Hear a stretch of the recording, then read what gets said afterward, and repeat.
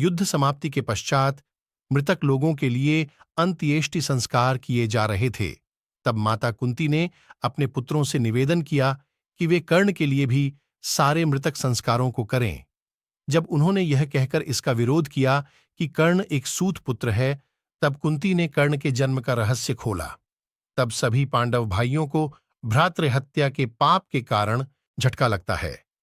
युधिष्ठिर विशेष रूप से अपनी माता पर रुष्ट होते हैं और उन्हें और समस्त नारी जाति को ये श्राप देते हैं कि उस समय के बाद से स्त्रियां किसी भी भेद को छुपा नहीं पाएंगी।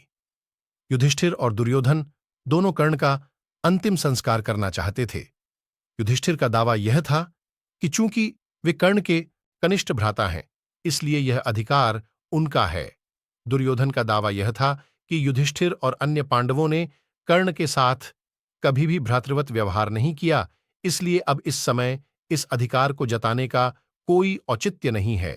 तब श्री कृष्ण मध्यस्थता करते हैं और युधिष्ठिर को यह समझाते हैं कि दुर्योधन की मित्रता का बंधन अधिक सुदृढ़ है, इसलिए दुर्योधन को कर्ण का अंतिम संस्कार करने दिया जाए।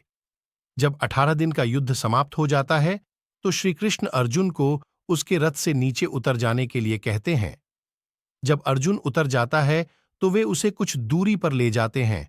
तब वे हनुमान जी को रथ के ध्वज से उतर आने का संकेत करते हैं। जैसे ही श्री हनुमान उस रथ से उतरते हैं, अर्जुन के रथ के अश्व जीवित ही भस्म हो जाते हैं और रथ में विस्फोट हो जाता है। यह देखकर अर्जुन दहल उठता है। तब श्री कृष्ण उसे बताते हैं कि कर्ण के घातक अस्त्रों के कारण अर्जुन के रथ में यह विस्फोट हुआ है।